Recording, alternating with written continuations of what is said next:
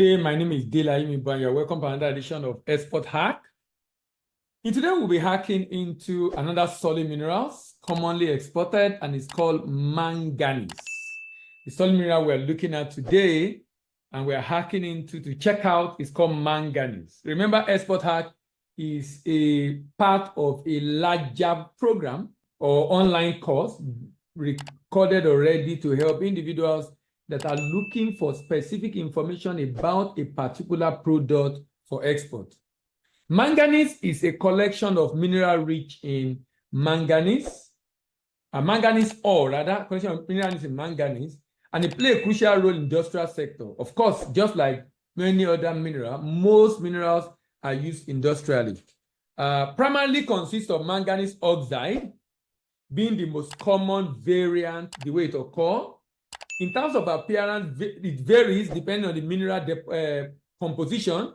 Pyrolusite is a black or brown manganese ore. Horsemanite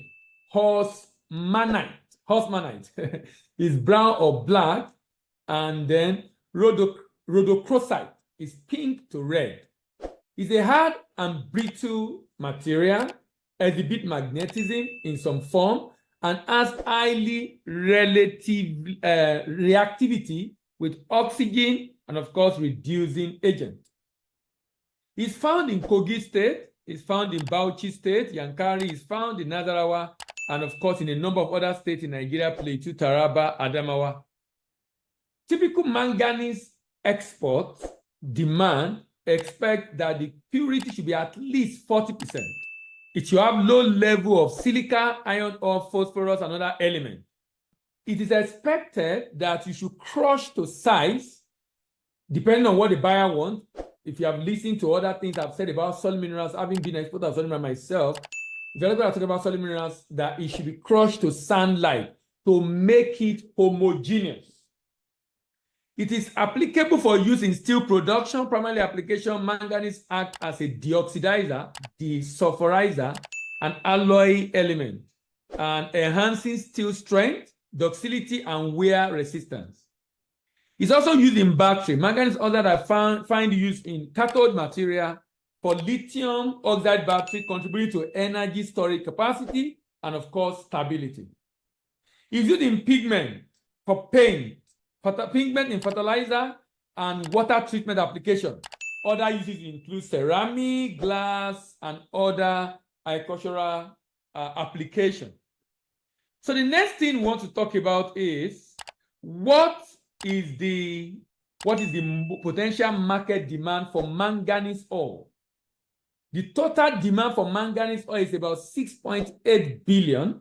And like for those that have been following this conversation and you've heard me talk about minerals, you know that the major demand for mineral in the world is from China. China is almost 60% of the market, followed by India, South Korea, Russia, Japan, but the best bet is China. Your best bet is China in terms of demand for this product. European demand is very, very low, less than 1 billion. Packaging manganese ore for export is a critical aspect to ensure safe and efficient transportation, and it is valuable mineral. Manganese ore is typically transported in bulk shipment, and proper packaging is essential to prevent contamination. For bulk shipping, manganese ore is commonly shipped in bulk, either as direct shipment or using bulk cargo ship. Bulk shipment require appropriate loading and unloading facility at the port of loading and destination port. Contamination. Prevention of contamination of manganese during transport is important. Store and handle manganese ore in designated area free of contaminants. Use cover conveyor and storage area to protect the ore from dust, dirt, and other impurities. If you have also listened to me several, I've spoken a lot about the need to control the moisture content of a typical solid minerals, and manganese is not an exception. Minimize moisture content because moisture contributes to weight, and if the moisture is too high, what will happen is most buyers will discount the moisture value to calculate the amount they want to pay. And that might affect you as buyer, particularly if you are a merchant and you bought the minerals based on weight. Now someone is discounting the weight because the mineral contains a lot of water. Minimize also dust suppression of dust. When you are crushing, the dust everywhere, so you ensure you suppress the dust. Minimize dust generation during transportation, during crushing. Implement dust suppression measures such as little water spray during loading. Minimize airborne dust. Choose transportation route and method that minimize exposure to up to windy conditions. Let's look at the documentation. Just like many other minerals, documentation includes commercial invoice, packing list, bill of lading, in rare cases, first-time certificate, and of course, certificate of origin. In addition, some buyers will require certificate of analysis to ascertain the quality of the manganese ore. Certificate of analysis to ascertain the quality of the manganese ore. If you are starting from Nigeria, you need the NXP, you need to do your pro forma invoice, next fee, then you process your export control document, GD and CCI, and of course, you need a mineral trading license to export the item from Nigeria.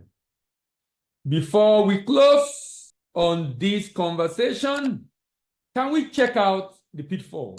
I'm always interested in the pitfall because many people coming in make mistake on the pitfall. Number one is impurities.